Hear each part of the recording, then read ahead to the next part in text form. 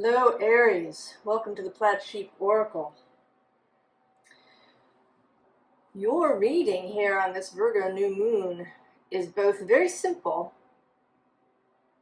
and at the same time deeply complex. And if you've been with me for a little while, you will know that I love that stuff. I'm interested in the yes and, in the interplay of signs on their axes, in paradox, in believing 6 impossible things before breakfast. So this two views of this reading begin right here. And actually, maybe I'll go in reverse. We start with this chlorine card. This is a very Aries sort of image: exuberance, enthusiasm, playful, leaping in. And it's a fairly simple image,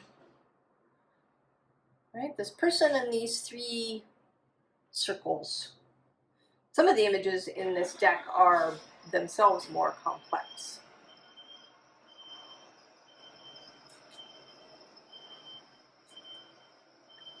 And then the other card is Merkaba.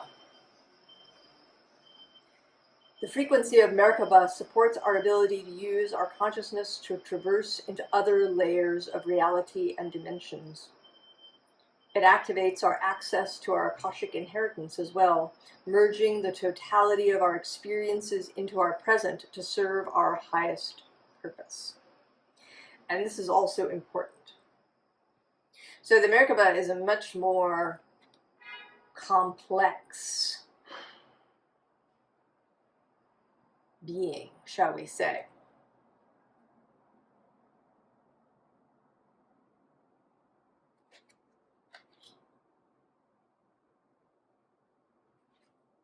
And I will attempt to deliver both of these messages as I go. So, firstly, this 6 of Pentacles.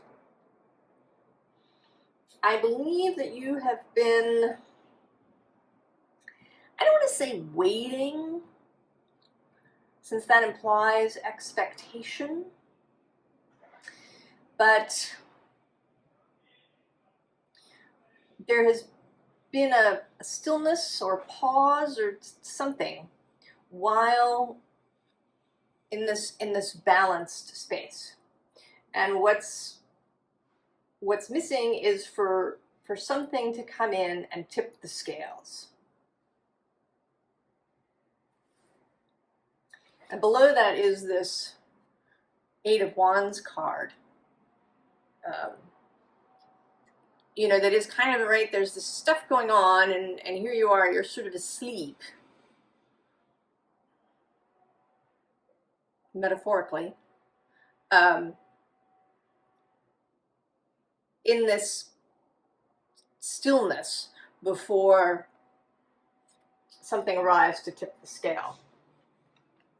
And now at the bottom of the deck is this 8 of Cups, which is a very interesting 8 of Cups, because it doesn't show the individual leaving something behind, but getting ready to go out, right? They're putting on their hat, getting ready to go.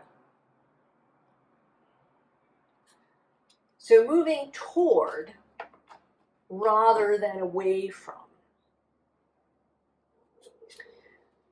Now it seems to me that what you've been waiting, for lack of a better word for, is for this image of the Hierophant, for something to break through this official, if we want to use that word, structure. I go on a lot about culture and how we are molded and perhaps programmed. Although I'm starting to not like that word because of its comparison to computers. And we are not computers. But how there is a structure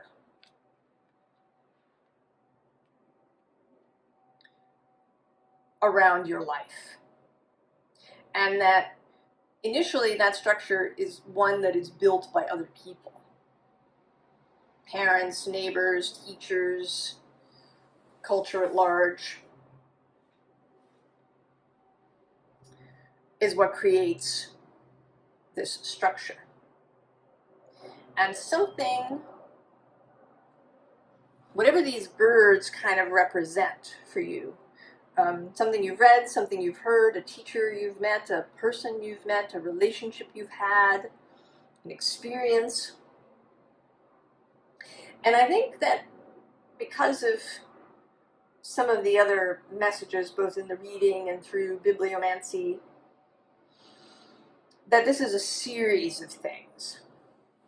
And there is, 3 birds here.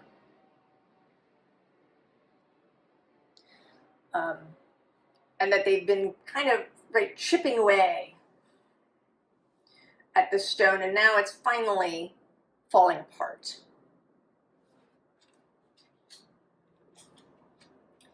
And then you here, as in this judgment card, are, you're seeing it. Maybe you're really seeing the totality of the structure. Like how much of it there was. The ways in which you were hemmed in by it, or that you participated with it. There's a kind of realization happening here in judgment.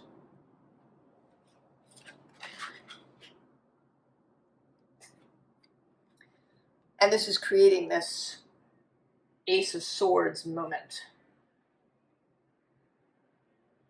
To get on your horse and go, to see. I don't think that I want to call it a new idea. It is clarity. It's perhaps seeing a way forward that was not visible before.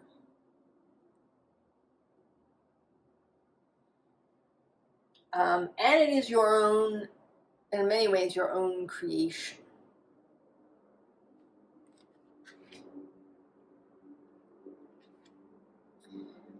And here with Temperance, I want to say that there's a different kind of balance coming in.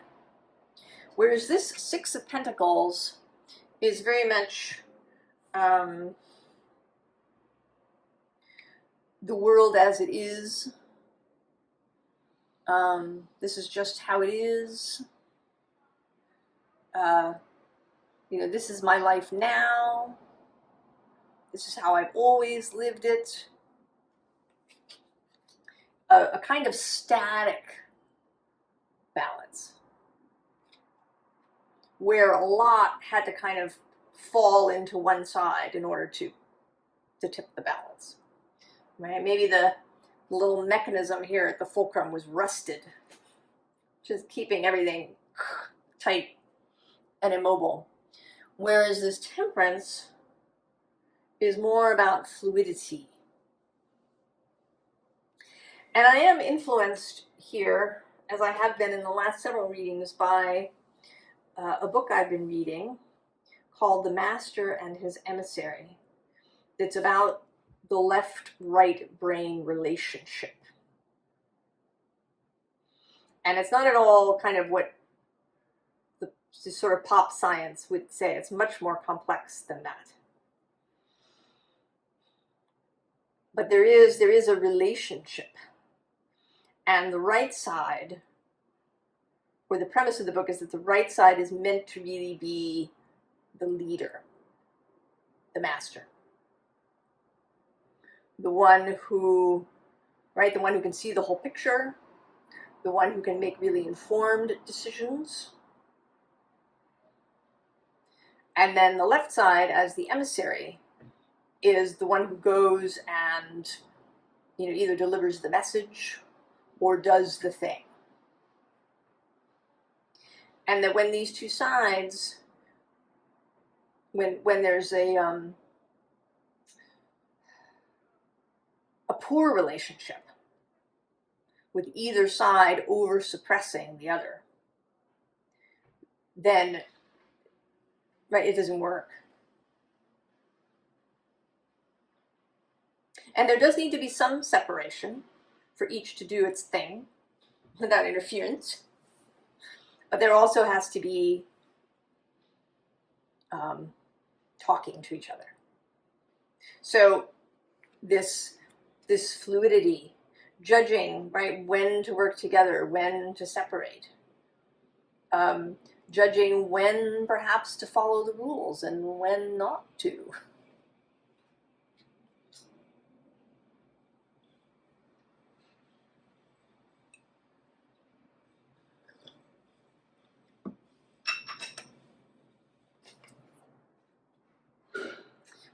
And then we have this Knight of Cups. So there is a renewed sense of the heart-based path, what it is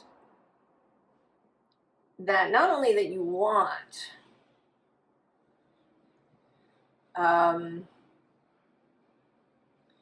in an easy way, right? There are things that I think that we want that feel sort of light and easy. You know, we want a loving relationship. Maybe we want a family. You know, maybe we want a home in a particular kind of space. But then sometimes there are harder desires of the heart, ones that will involve a lot of challenges. You know, maybe we want to take on, we want to go and teach high school kids. Which to me, it's like, oh, that sounds really challenging. Or, you know, we want to go and work as a rescue person, right, who gets people out of, you know, really difficult situations and disasters. Or, you know, we want to go and be, you know, a lawyer working for the earth. And there's lots that's inspirational about these things. But there's also lots that might be really challenging for you. And it may be different for you. Some of these things may sound easy for you, and there's something else, like maybe being a parent.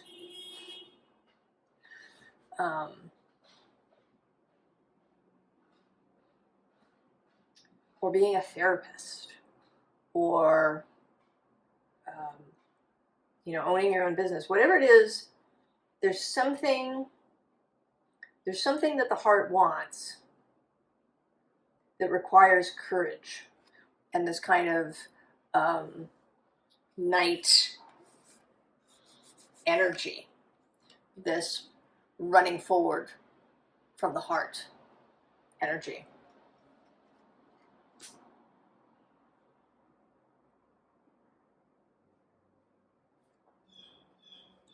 So here we have another scenario, balanced scenario, although now this is more mobile, right? It's in motion. We can see that she is moving these pentacles around. And her eye is not on them, but on this Ace of Wands underneath. So there's a difference, right? You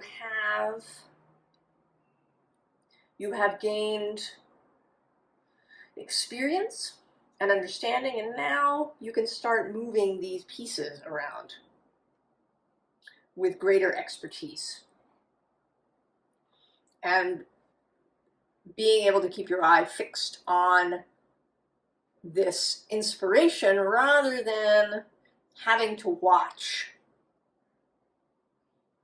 these pieces really closely.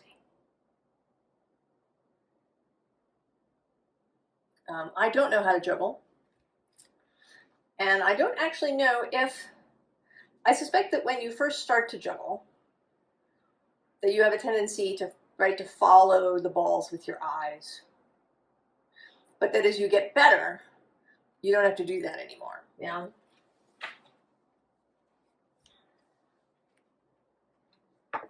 And then underneath, at the bottom of this deck, is again the Hierophant showing up, this time as Juno tradition.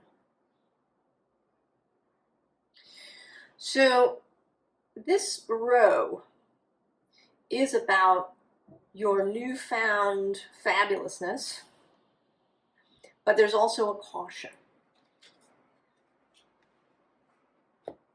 So following this mobile Two of Pentacles, we have this beautiful Nine of Pentacles, which is also about really knowing how to manage your resources of all kinds, physical and energetic,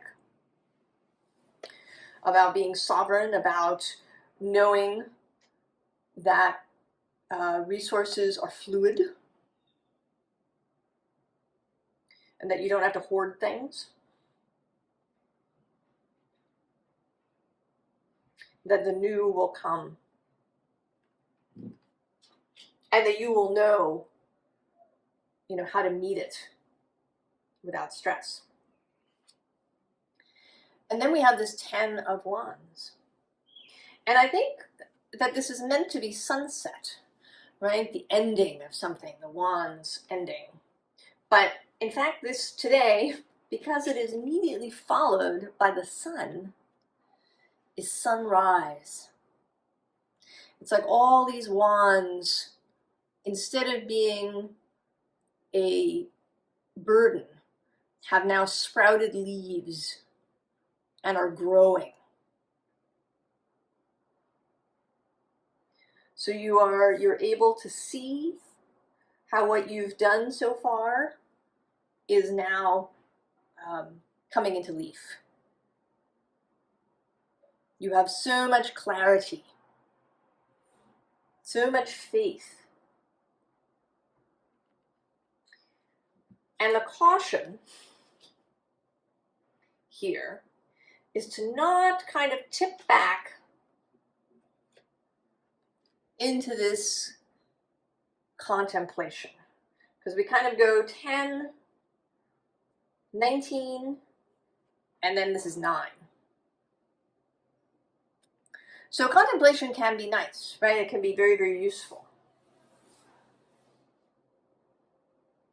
in its place. So in other words, don't overthink it. This is the Hermit card in this deck. Virgo energy traditionally.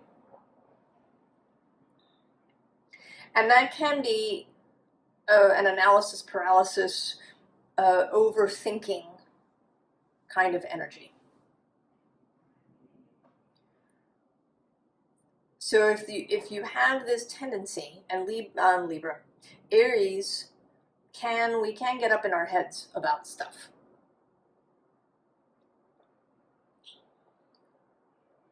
We can, feel like we are bearing all the responsibility, right? We don't want to do that anymore. These wands are rising away from us with the sunrise. We are no longer doing that thing that we learned in childhood or from society of carrying everything.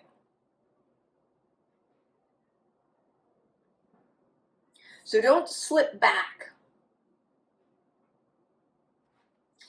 I feel sort of, I've been waiting for the readings to shift into more of a what is going to happen next mode.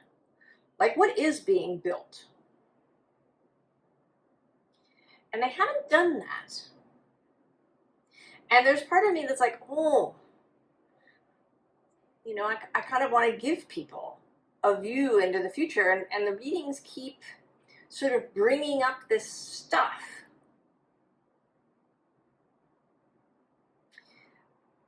And I don't know if that's, I mean, I think it's probably several things. One, that we as humans need to hear things several times before they start to sink in. Two, there has been a lot of retrograde energy. Especially the personal planets. Mars, interestingly, your sign is the only one that hasn't gone retrograde, your planet. But all the others, Venus, Mercury, Jupiter, Saturn, and of course the outer planets are all, everybody, right? There's this, including Chiron, or all this retrograde. So maybe some of it is about that we're still reviewing these things. But there is this continued caution that also appeared in my bibliomancy to not allow yourself to slip back into older ways of thinking and doing. To not allow yourself to forget the magic.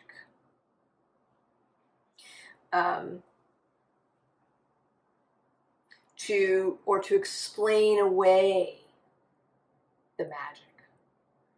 Don't allow that sort of mundane, fitting in brain aspect of self to take the magic away, to explain it away, to forget.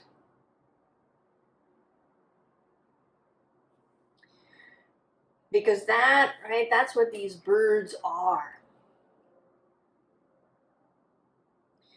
These birds are messengers. They are multi-dimensional messengers and psychopomps.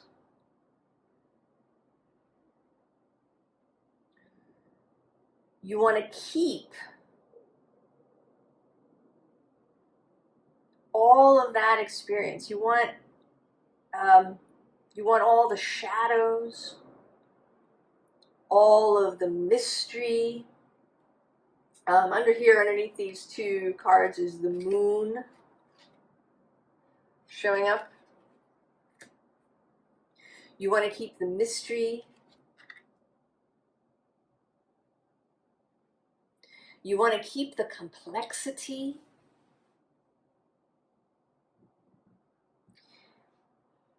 You know, an Aries, I think, is always seen as a very simple energy. Right? Very direct. But that doesn't mean that the Aries person lacks complexity or nuance. We are all, deeply diverse in ourselves and in our experiences.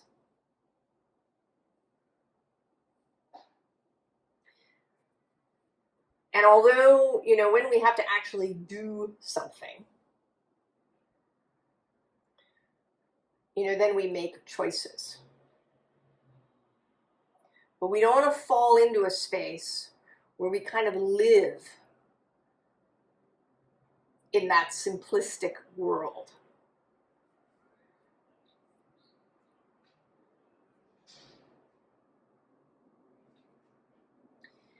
And so we have this rain card. Now it says fecundity, and I find it This card is one of those that just doesn't feel right to me. I mean, yes, right, there's a tree and there's all these flowers and the sun and rain and all of that is sort of fertile, but this person's body language is not fertile.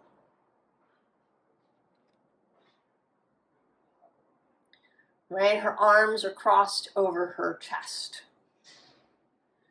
It is a protective body stance. You know, her face looks, right, she lacks affect. There's no laughter in her.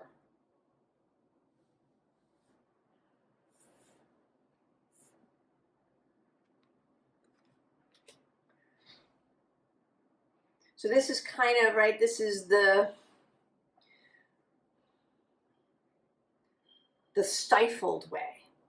And you know, the stifled or, you know, sort of extra boxy life doesn't necessarily have to look bad. It doesn't have to look kind of like the image in 1984 that's really gray. It can look like the Stepford Wives, if you've seen that movie, where everything looks sunny and beautiful. You know, everybody's home is perfect and well designed and appointed, and you know, all the women are well dressed, and you know, everything is beautiful. But it's dead, right? It doesn't have life. In part because of the perfection. And this is another aspect that you, right, of this, all of this deep diving that we've all been doing into consciousness, into self, into the shadows, into the dark, into secrets. We don't want to forget any of that. We want to bring it with us. We want to keep death with us. We want to keep all of that. Right? This Venusian image. Right? Hand on the heart. Conveniently covering up the boob for photographic purposes. But hand on the heart. Right? All of these, right? This storm, these waves, this, you know, this is like fecundity.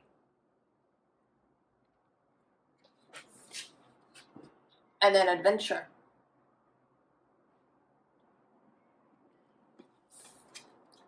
And magic. You know, and magic really relies on nuance, on a willingness to see what is, daring to want, daring to ask, daring to create.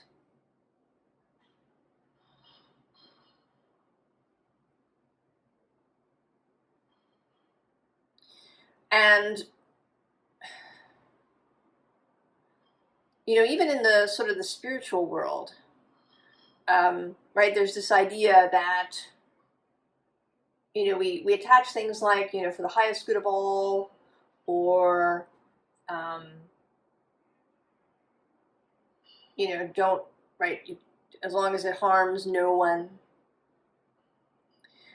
But of course, some of that is in some ways impossible.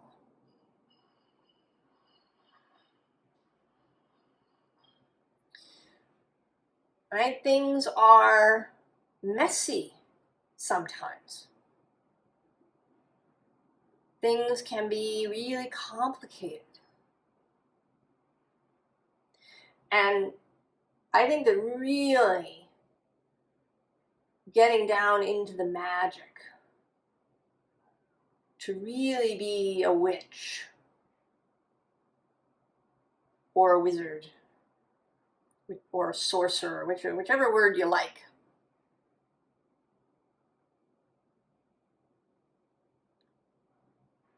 You need to be willing to see all of those things and not forget them, not set them aside.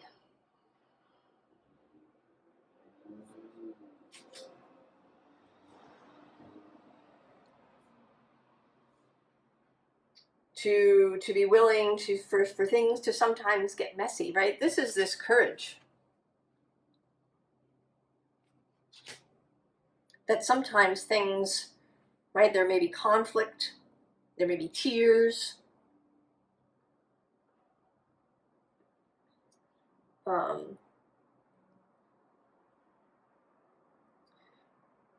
may be people who are resentful or unhappy.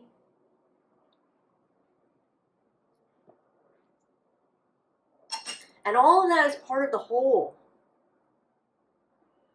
And many of those things lead to magic. Right? Like getting fired can lead one into something totally amazing.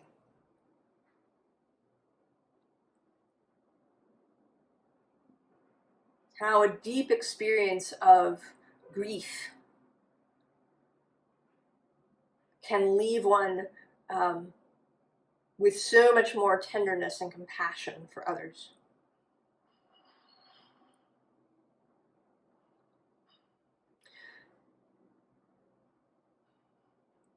So we have the full moon, and then the one card that came out on this deck is this Milky Way card, and actually I'm going to put it this way. So beautiful. You know, Mars is your planet, but we all have a moon in our chart somewhere.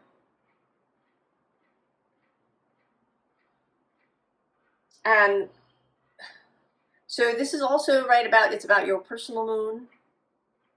It's about your emotions being a guide, but also being willing to go into the mystery. Right? Not knowing where the moonlight necessarily leads, or what you might encounter along the way.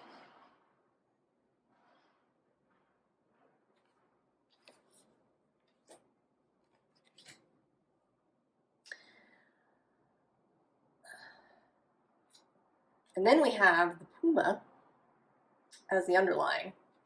But more importantly than that, there's the card that came out, which is Athena. And then the card that was at the bottom of the deck is Minerva.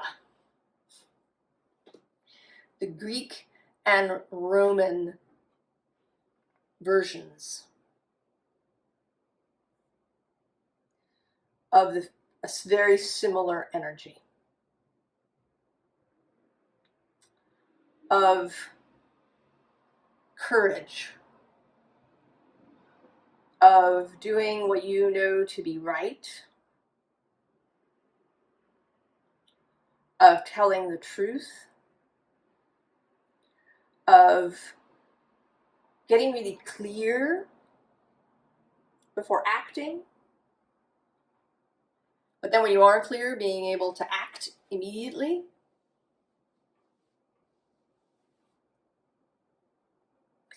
And, you know, going back to the left-right brain book, what popular culture says about it, right, is that the left brain is all about, you know, logic and numbers, and the right brain is all about art and pictures and feelings.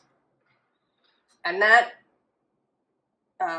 in the premise of this book, and from, you know, experiments and research, is not true. The right absolutely participates in science and math and in reason, because the right sees holistically, so that the ability to see something as a whole, right? Those, right, Archimedes coming up with the laws of buoyancy while in the bath and observing his body displace the water.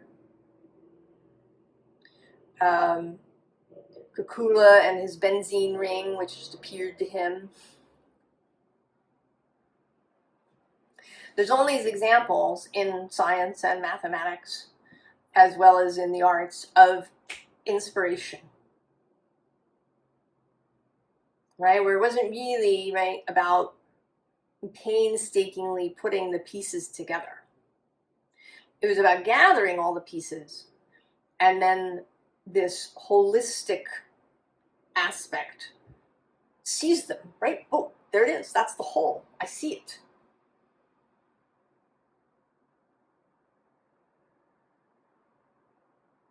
So that's another thing, right? Divisions and how we make divisions. When are they necessary? When are they not? Which divisions are really useful?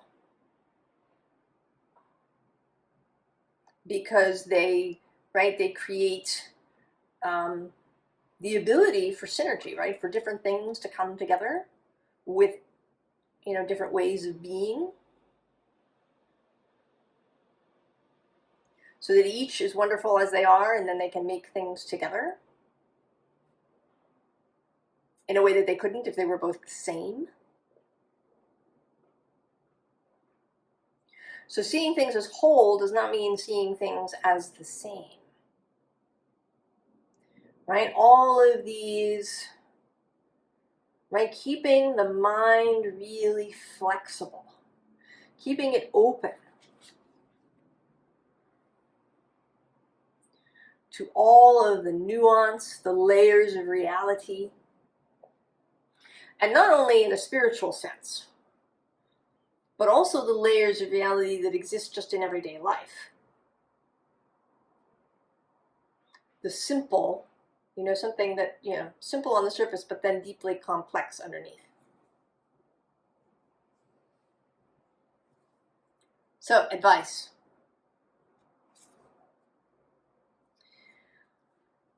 So interesting, the hood.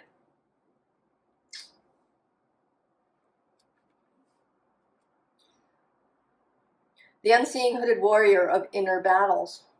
Look within before looking out. Only listen to thy voice and not the dialogue of others, except as information. The hooded falcon with claws and jaws tears flesh. We must wait to unmask, uncloak, and be ready to sear with precision the target of in our sights, lest we lash out and harm those we openly love. Plan, seek, swoop. So this, again, the yes and. Times when one is hooded, separate, doing one's own thing. And then times when we remove the hood to see, to be in relationship with others, to take in new information. And then we put the hood back on and we, you know, look at what we've collected and what do we like and what do we not like? How does it fit?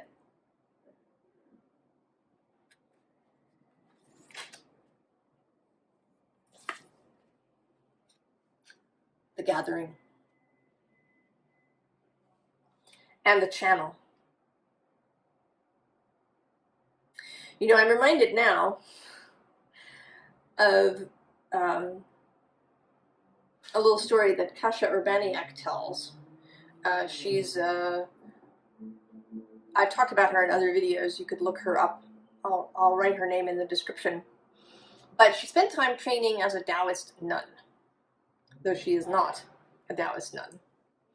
And she speaks about this exercise where the students were directed into a maze, blindfolded. And they had to find their way through by energetic, right? So they weren't supposed to like feel the walls physically. They were meant to use their energetic senses, their feeling, to know when they were approaching a wall and when they need, you know, in which way they needed to turn. And there were various, you know, obstacles in this thing. And that is what this thing is making me think of. Feel your way. Hone your other than senses. How does something feel? Do you, right, is there a triggered response to something? Look at it. Why? Do you really agree with it? Is there more to the story?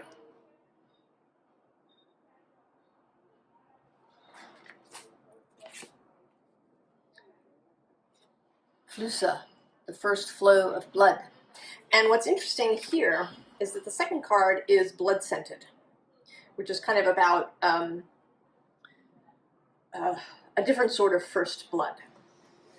And first blood is something, right, for women, and and this kind of references that a little bit, right, is the menstrual cycle. And then in some traditional societies, there's the first blooding, right, when you go on a hunt and you make your first kill and you get blooded.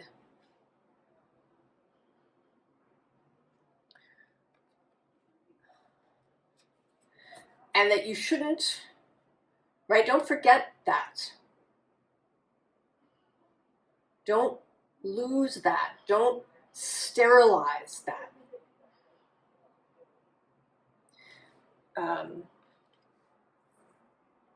Our culture wants to sterilize everything, to make everything, really clean.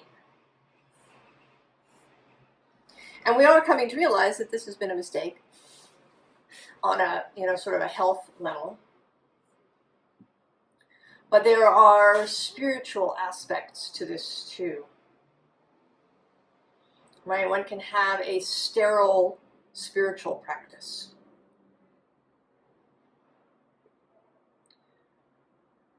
Remember the blood. Know it.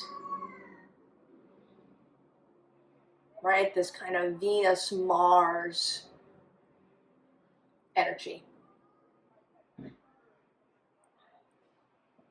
Right? Mars is your planet. But where does he live in your chart? That's another interesting question. How is that expressed? What is the nuance of your Mars? Is he in Aries with your sun? Or is he in Pisces? Or Virgo?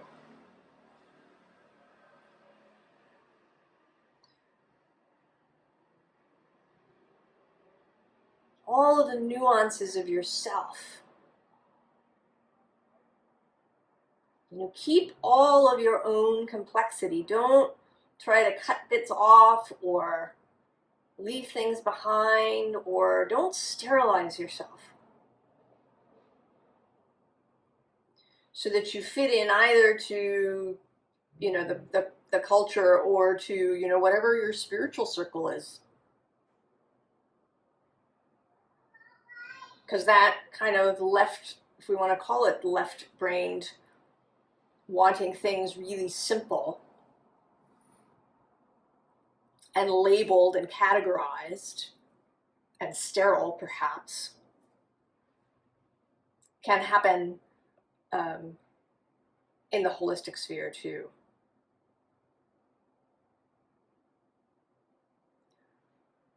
So a call to, to go do. Right? You've received this piece of information, whatever it was. Maybe it's this reading, I don't know. Maybe it's a bunch of things all strung, right? It's a bunch of things all strung together.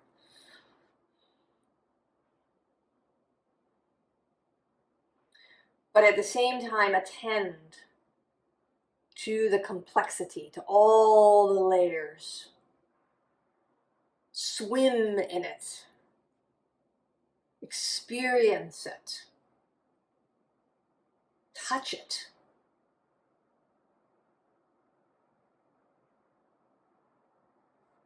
So I hope that, right? I don't know, did I, is that clear?